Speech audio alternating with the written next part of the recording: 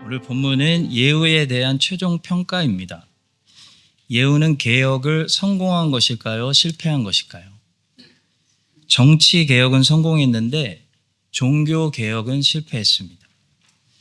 예후는 여호람, 아하시야, 이세벨, 아합의 아들 70명, 아하시야의 아들들 42명, 그리고 바알 제사장들 싹 다 제거했지만 그렇다고 여호와의 율법을 지키지는 않았습니다. 예후는 잘 무너뜨렸지만 잘 세우지는 않았습니다. 예후는 더러운 그릇을 깨끗이 비워냈지만 빈 그릇에 잘 채우지는 않았습니다. 그의 순종은 반쪽짜리 순종이었습니다. 예후의 이 반쪽짜리 순종, 이 모습을 좀 더 깊이 오늘 살펴보겠습니다. 첫째로 예후가 잘한 일도 있습니다. 곧 하나님의 말씀에 따라 아합에게 속한 사람들을 제거한 일에 대해서는 하나님의 칭찬이 있었다라는 중요한 사실입니다. 그래서 보상까지 받았습니다. 예후에게 주신 하나님의 보상은 예후 뒤로 4대까지, 그러니까 예후까지 포함해서 예후 왕조에서 5명의 왕들이 나오게 해주겠다라는 약속이었어요. 30절입니다. 여호와께서 예후에게 이르시되 내가 나보기에 정직한 일을 행하되 잘 행하여 내 마음에 있는 대로 아합 집에 다 행하였은즉 내 자손이 이스라엘 왕위를 이어 4대를 지내리라 하시니라. 우리 하나님께서는 잘한 거는 잘했다고 확실하게 알아주시는 너무나 정의로운 분이십니다. 요즘은 못한 것을 지적하는 일이 없어서도 문제지만 잘한 것을 칭찬하는 일이 점점 사라져서 문제가 되는 세상인 것 같습니다. 한국에서는 학교에서 운동회도 안 한다고 하지 않습니까? 왜냐하면 내 아이는 잘 뛰지 못하는데 잘 뛰는 아이들 때문에 상대적으로 내 아이가 박탈감을 느낀다고 부모들이 학교에 민원을 넣어서 학교에서 점점 잘하는 아이들을 칭찬해주고 더 잘하라고 격려해주는 일들이 사라지고 있다는 이게 무슨 소린가 그랬어요. 황당한 소리를 들었습니다. 여러분, 약자를 보호하는 세상이 돼야지 약자 중심의 세상이 되면 강자에게 역차별이지 않겠습니까? 제가 미국에 있을 때는 수학 교실 앞에 모든 사람들이 볼 수 있도록 1등부터 꼴등까지 그 이름하고 점수를 순위로 붙여놨던 게 기억납니다. 그리고 잘하는 아이들을 매달 뽑아가지고 교장실에서 교장 선생님하고 같이 아침 식사를 먹게 해주는 그런 일을 미국은 했던 것 같습니다. 아니, 스포츠도 1위부터 꼴등까지 그 점수를 다 공개하고 제일 잘하는 선수들은 MVP 상도 주는데 왜 수학교실에서 아이들의 순위 붙여놓으면 안 됩니까? 이렇게 못하는 애들은 이전보다 잘할 수 있도록 스페셜 케어로 이끌어주되 잘하는 애들이 계속 잘할 수 있도록 칭찬해주고 격려해주고 거기에 맞는 보상을 해줘야 인간이 계속 발전하는 인간이 되는 거지. 잘하는 사람들 때문에 박탈감 느낀다고 잘하는 사람들 다 죽이고 약자들 중심의 사회를 만들어 버리면 잘하는 사람들은 어떻게 될까요? 전부 잘하는 걸 인정해 주는 나라, 그 보상해 주는 나라로 떠날 수밖에 없는 거죠. 그러면 강한 나라는 인재들이 그 보상받기 위해서 찾아오기 때문에 계속 강해지고 약자 중심의 나라는 약자들만 몰리기 때문에 더 약해지지 않겠습니까? 여러분, 보상은 사람에게 정말 중요한 거예요. 여러분, 애들 교육할 때 우리 부모님들 애가 뭐 잘했으면 아이스크림이라도 꼭 보상해 주세요. 보상이 있어야 더 잘하지 않겠습니까? 보상이 없으면 왜 노력하겠어요? 프리미어 리그에서 순위를 공개하지 않으면 어떤 팀이 1등 하려고 열심히 하겠습니까? 순위가 없는데 그냥 대충 하는 거죠. 성도 여러분, 우리 하나님은 잘하는 거는 잘했다고 확실하게 보상해 주시는, 상 주시는 그런 보상의 하나님입니다. 예후는 제거하는 일은 아주 끝내주게 잘했습니다. 그래서 하나님이 보상해 주시는데 아주 만족스러운, 예후가 잘한 일에 합당한 보상이었어요. 아합 왕조도 4명이나 왕들을 세웠지만 5명을 세웠던 이 예후 왕조와 비교해 보시면 확연히 차이가 납니다. 아합이 성경에 아무리 길게 나와도, 예후는 짧게 나와도 사실 예후가 아합보다 더 오래 통치했습니다. 아합 왕조에서는 아합 빼고 15년 이상 통치한 왕이 없는데, 예후 왕조에서는 마지막으로 멸망당하는 스가랴 빼고 기본 15년 이상 통치했고요. 특히 여로보암 2세 때는 이 국방적으로 평안했고 경제도 좋아서 무려 41년을 다윗보다 더 오래 통치하는 그 복을 누렸습니다. 성도 여러분, 잘하는 일에 대해서는 우리 하나님께서는 주시는 확실한 그 만족스러운 충분한 보상이 있으니까요. 우리가 죄인들이어서 다 완벽할 수는 없지만 하나님 말씀에 열심히 순종해서 잘해서 보상받는 일들이 삶에 넘쳐나시기를 예수님의 이름으로 축복합니다. 자, 그렇다면 무엇이 잘하는 일일까요? 하나님한테 예후처럼 칭찬받고 잘했다, 이 소리 인정받으려면 하나님이 나에게 하시는 명령, 하나님의 말씀에 순종해야 됩니다. 예후는 가서 아합의 집을 싹 제거하라는 이 하나님의 말씀에 순종해서 잘했다라는 칭찬을 받고 보상도 받았습니다. 그냥 내 생각대로 이게 선한 일 같아, 이거 분명히 착한 일이잖아 라고 판단해서 하는 게 아니고, 하나님이 나에게 가서 이 일을 해라 하시는, 하나님이 나에게 하시는 그 명령을 해야 하나님께 잘했다, 수고했다 라는 칭찬을 누릴 수가 있습니다. 그런데 그 하나님이 나에게 하시는 명령에 순종하려면요, 용기도 필요하고 결단이 필요하고 믿음도 필요합니다. 왜냐하면 하나님의 명령은 항상 착해 보이기만 하는 명령이 아니기 때문이에요. 하나님은 악한 것을 향해서는 착해 보이는 명령을 내리시지 않습니다. 하나님은 기드온에게 가서 먼저 아버지의 우상 제단을 다 찍으라고 말씀하셨어요. 아버지의 장사, 아버지의 사업을 가서 망가뜨리라는 명령이에요. 그때 이 동네 사람들이 뭐라고 했는지 아십니까? 그 자식 데려와서 죽이자고 했어요. 근데 아버지가 용서해서 살았습니다. 하나님의 명령은 악한 것들을 향해서는 나이스하지 않습니다. 기드온은 하나님의 명령대로 우상의 제단을 찍어내리기 위해서 나쁜 아들이 될 것을 각오해야 했습니다. 예수님도 가서 아버지를 먼저 장사하고 예수님을 따르겠다는 한 제자에게 뭐라고 말씀하셨나요? 죽은 사람들로 죽은 사람을 장사하게 하고 너는 나를 따르라. 그 제자에게는 장례하지 말고 너는 바로 나를 따르라라고 명령을 내리셨어요.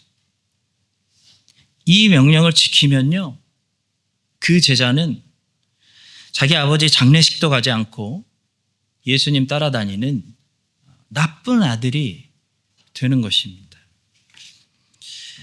나를 미워해도 어쩔 수 없습니다. 하나님의 명령에 순종한다는 것은 우리에게 위험한 도전이 될 수도 있습니다.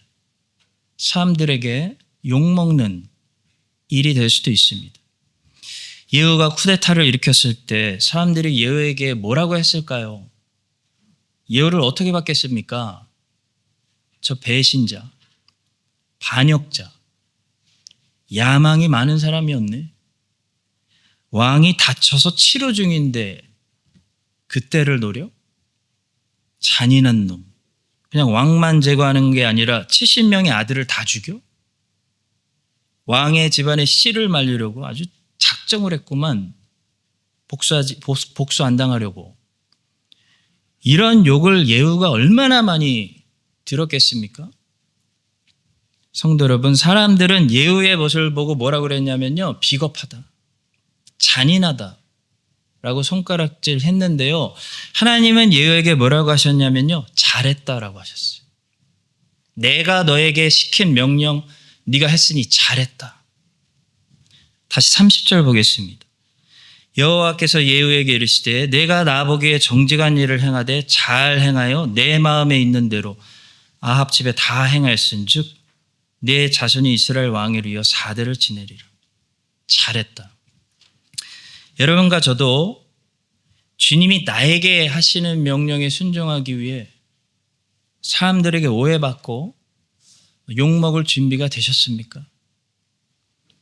하나님께 칭찬받으려면 하나님의 명령에 순종해야 됩니다. 그 명령이 때로는 황당합니다. 시대에 맞지 않고 착해 보이지도 않고 가족들이 뜯어 말립니다. 근데 그래도 하나님이 나에게 하시는 명령을 준수하고 순종하면 하나님께서 잘했다, 수고했다 라고 하시고 그 일에 대한 반드시 보상을 주십니다. 여러분과 제가 예수 그리스도의 종들이 되어 그분의 마음을 시원하게 해드리는, 그분의 명령에 순종하여 잘했다 라는 칭찬과 보상받는 여러분들 다 되시기를 예수님의 이름으로 축원합니다. 자, 두 번째는 예후가 잘못한 점입니다. 예후는 종교개혁이 아니라 정치개혁만 했다는 사실이에요. 그는 아합 왕조만 제거했지 금송아지는 제거하지 않았고 여호와의 율법은 지키지 않았습니다. 여호와의 율법을 지키지 않았다. 이게 종교개혁이 아니었다라는 명백한 증거입니다. 그냥 이스라엘 왕조만 바꾸는 정치개혁이었어요. 그래서 결론적으로 왕조만 바뀌고 아무것도 바뀌지 않았습니다. 여전히 이스라엘은 하나님께 돌아오지 않았고 여전히 그들은 금송아지 제단에서 섬겼으며 여호와의 율법에 무지했습니다. 정치개혁은 정치만 바꾸지 아무것도 바꾸지 못합니다. 종교개혁이 일어나야 사람들이 하나님께 회개하고 돌아오는 진정한 변화가 일어납니다. 종교개혁 때 마틴 루터가 그 로마 카톨릭 교회의 잘못된 교리를 향해 하나님의 말씀인 성경을 가지고 종교개혁을 일으켰을 때 순식간에 불이 붙어서 서민층이 다 일어났어요. 그래서 농민 전쟁이 일어났습니다. 이 농민들은 닥치는 대로 때려 부수고 파괴하고 죽였습니다. 그래서 처음에는 루터가 이 농민들을 지지하다가 이들이 점점 폭력적으로 변하니까 나중에는 농민들을 비판하는, 반대하고 저주하는 글을 써서 그들을 강하게 비난했습니다. 똑같이 싸워도 루터와 농민들은 전혀 다른 싸움을 하고 있었던 것이었기 때문에 루터는 오히려 그들과 섞이지 않으려고 노력했습니다. 루터의 싸움은 정치 싸움이 아니었습니다. 루터의 적은 심지어 로마 카톨릭 교회의 기득권을 누리고 있는 그 높은 사람들도 아니었습니다. 루터는 그들에게 무례하지 않았고 그 사람들에게 예의를 갖추는 사람이었습니다. 루터의 적은 로마 카톨릭 교회의 기득권층이 아니라 로마 카톨릭 교회의 거짓된 교리였습니다. 그래서 루터는 하나님 말씀인 성경을 가지고 잘못된 로마 카톨릭 교회의 가르침하고 싸운 거지, 뭐 그들의 시스템을 뒤집어 버리겠다는 것도 아니었고, 왕들이나 군주들을 다 제거하자는 그런 개혁가, 사회운동가가 아니었어요.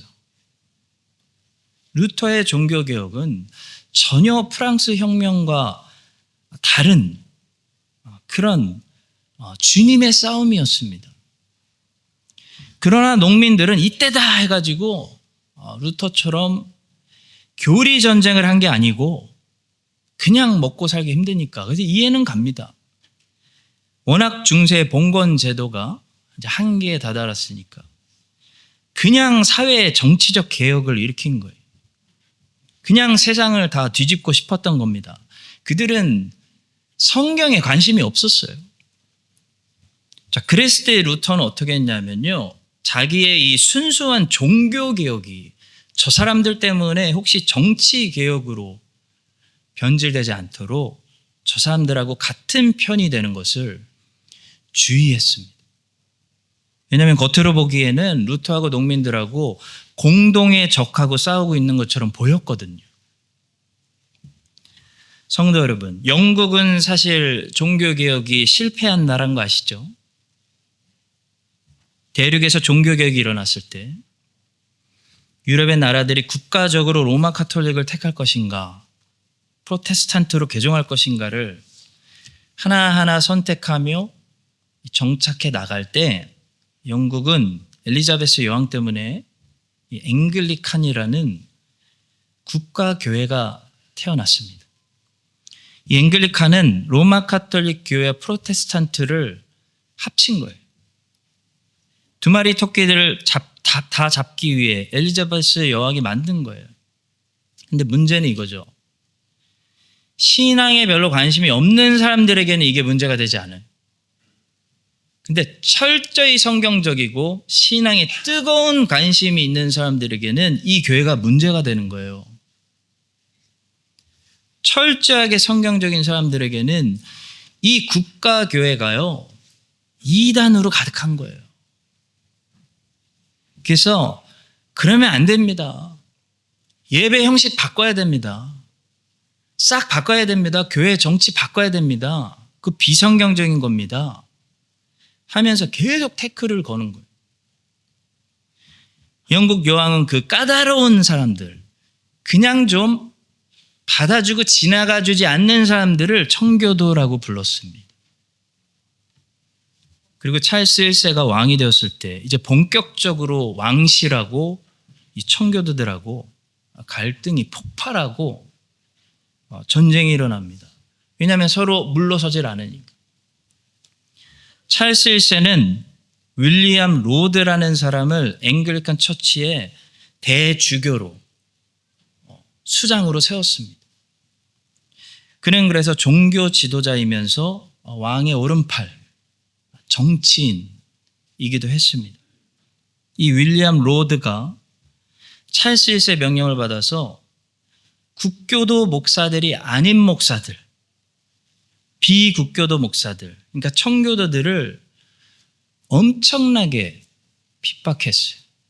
귀를 자르고 코를 자르고 불로 피부를 지지고 감옥에 가두고 추방시키고 재산 몰수하고 설교권 박탈하고 했습니다.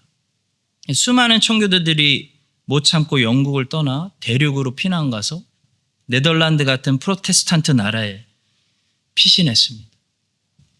그러다가 청교도가 승리하는 날이 찾아오는데요, 바로 찰스 1세를 결국 단두대에 세워 그의 목을 자르고 왕정을 폐지하고 올리버 크롬웰이 정확히 한국어로 호국경, 영어로 로드 프로텍트가 되어 영국의 공화정을 세우게 되는 거예요. 여러분, 이때만 해도 청교도들은 자신들이 이제 완전히 승리했다고 생각했습니다. 드디어 이 나라가 왕정이 폐지되고 공화국이 되는구나. 드디어 이 나라에 국가가 간섭 못하는 간섭하는 국가 교회가 사라지고 성경적인 교회, 개혁된 교회를 우리가 세울 수 있겠구나 기대했어요. 그런데 정말 영국 역사에 황당한 일이 일어납니다. 마틴 로이드 존스 목사님은 영국에 일어났던 이 기간, 이 역사를 통해 우리가 반드시 교훈을 배워야 한다고 강하게 강조해요. 영국 역사는 황당하게도 청교도들의 교회 개혁, 공화정을 오래 지켜내지 못하고 이상하게 분위기가 흘러서 사람들이 다시 왕정복고를 원해서 사람들이 자기 발로 찰스 2세를 왕으로 모셔오는 황당한 일이 아주 자연스럽게 흘러가요. 왕정이 복고되고 찰스 2세가 국가교회를 다시 든든하게 세워요.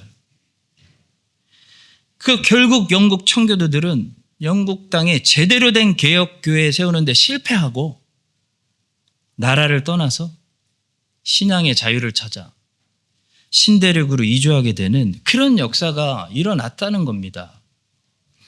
이것이 1640년부터 1662년에 영국이 불도가니 속에 있을 때 일어났던 황당한 일입니다. 우리는 청교도들이 무엇을 실수했길래 이상하게 분위기가 흘러가서 오히려 영국 사람들이 공화정을 원치 않고 다시 찰스 2세를 그들의 왕으로 모셔오는 그런 일이 일어났을까요? 로이드 존스 목사님은 이 기간 동안에 일어난 청교도들의 결정적인 실수 두 가지를 지목합니다. 하나는 청교도들 사이에서 분쟁이 있었어요. 하나는 종교와 정치의 혼합에서 찾아온 주적을 놓치는 혼돈이 있었어요. 첫째로 청교도들끼리 하나 되지 못했습니다. 청교도들 안에서 분열이 있었습니다. 그래서 그들은 이 황금 같은 기회, 개혁교회를 세우지 못했습니다. 연합되지 못하고 자기네들끼리 싸우는 이 분쟁이라는 암초는 우리가 고린도전서에서 말씀에서 배운 것처럼 언제나 우리가 얻은 황금 기회를 날려버린다는 중요한 교훈을 주고 있습니다. 또 하나는 종교와 정치의 혼합에서 찾아온 주적을 혼돈하는 실수가 있었습니다. 청교도들의 주적은 윌리엄 로드나 찰스 왕이 아닙니다.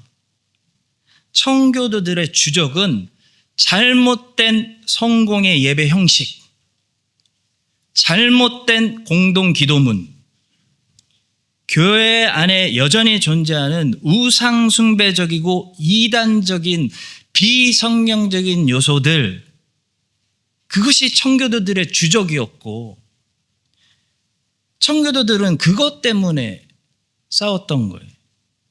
그들은 하나님의 말씀을 가지고 성경에 철저하게 근거해서 교회를 순결하게 성경적으로 개혁하는 사람들이었지, 절대로 찰스 왕과 로드 대주교와 싸우는 정치적인 사람들이 원래 목적이 아니었습니다.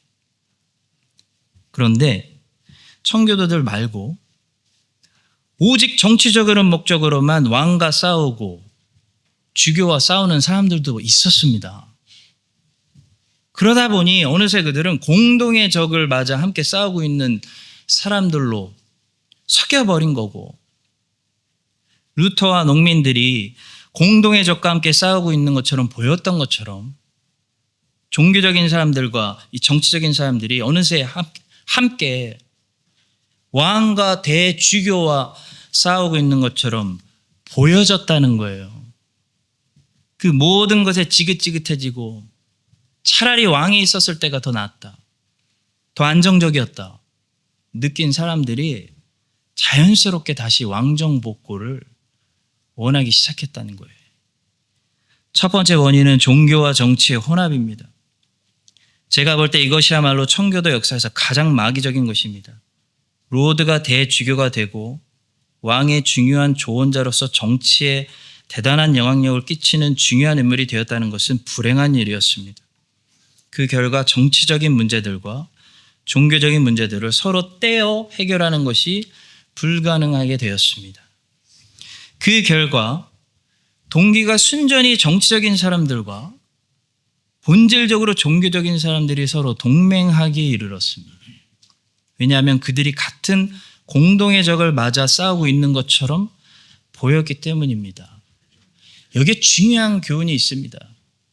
성도 여러분, 우리 그리스도인들은 끊임없이 하나님의 말씀을 가지고 종교개혁을 해야지 괜히 잘 알지도 못하면서 정치개혁으로 함께 말려 들어가면 우리는 우리의 주적을 혼돈합니다.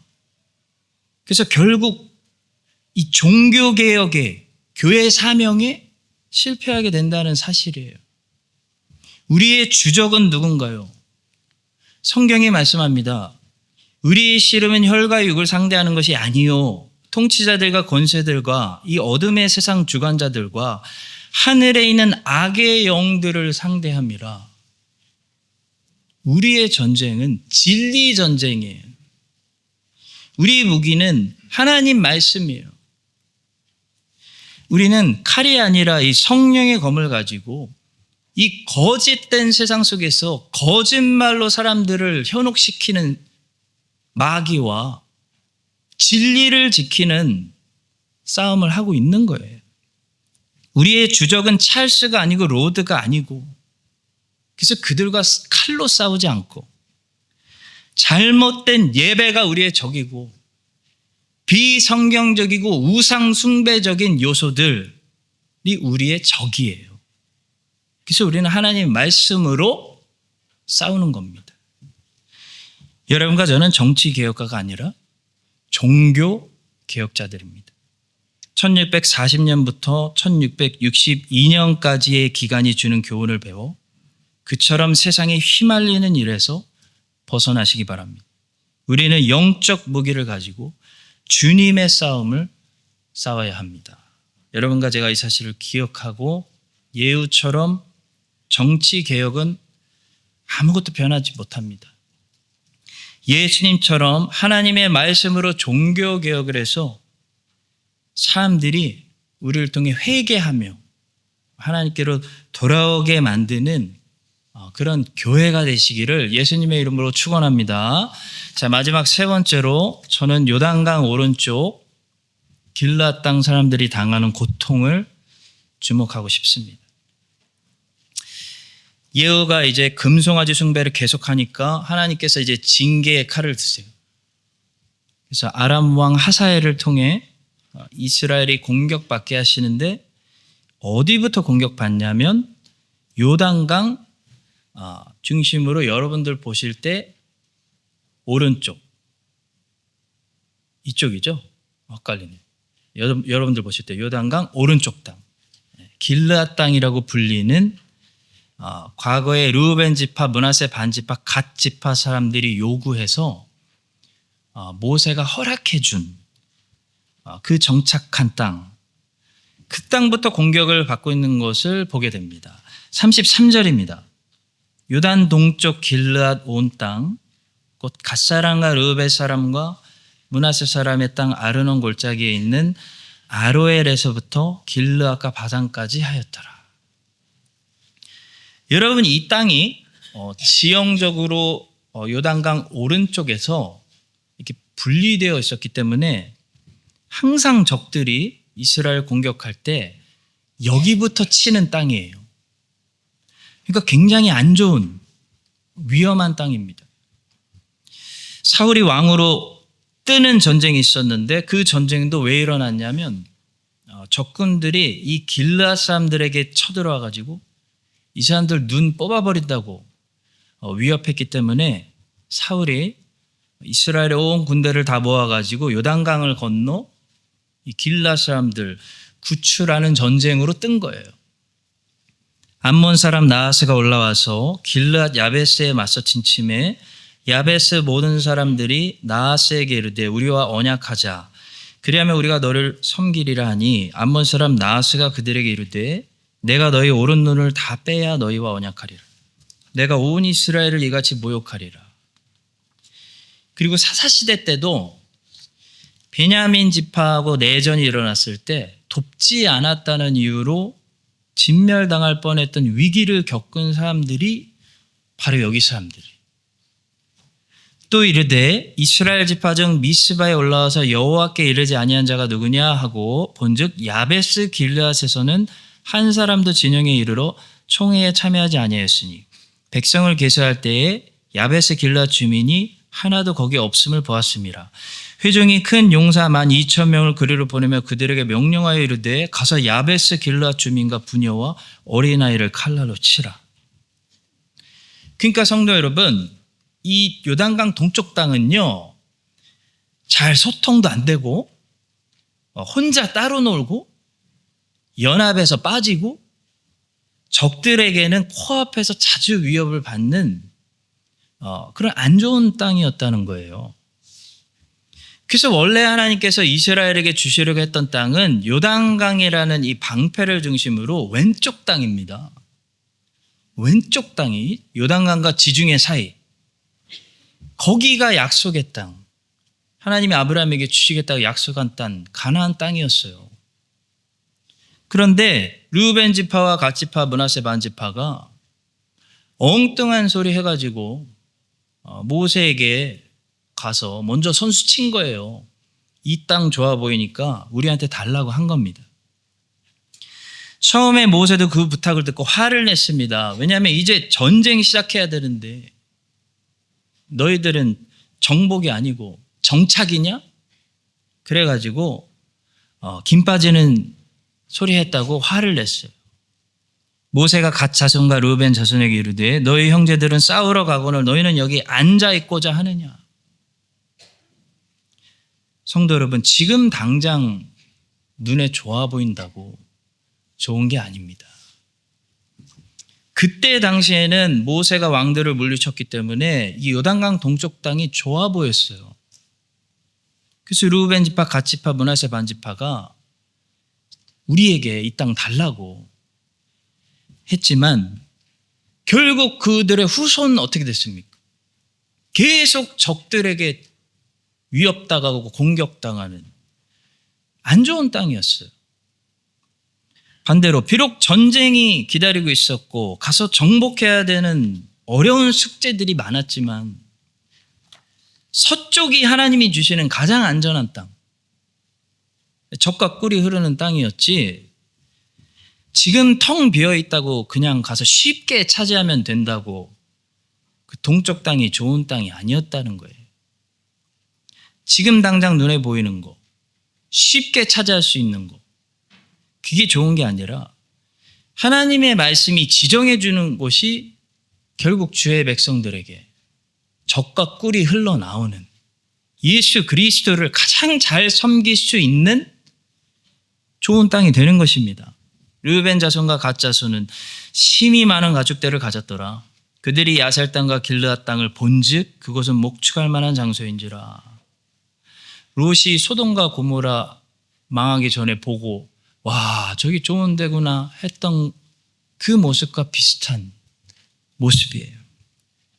이에 롯이 눈을 들어 요단 지역을 바라본즉 소알까지 온 땅에 물이 넉넉하니 여호와께서 소돔과 고모라를 멸하시기 전이었으므로 여호와의 동산 같고 애굽 땅과 같았더라. 사랑하는 성도 여러분, 하나님의 말씀을 따라 우리가 움직이면 처음에는 미개척의 땅이어서 가서 개척하고 가서 심고 가서 뽑고 가서 주의 말씀에 순종하여 해야 될, 정복해야 될 일들이 많지만 결국 그 땅에서 젖과 꿀을 발견하게 됩니다. 근데 눈으로 보고 판단하고 움직이면요, 우리 눈이라는 것은 항상 편한 것을 찾기 때문에 지금은 목초지가 깔려있는 텅 빈 땅이지만 거기 언제 적들이 도적이 들고 쳐들어올지 모르는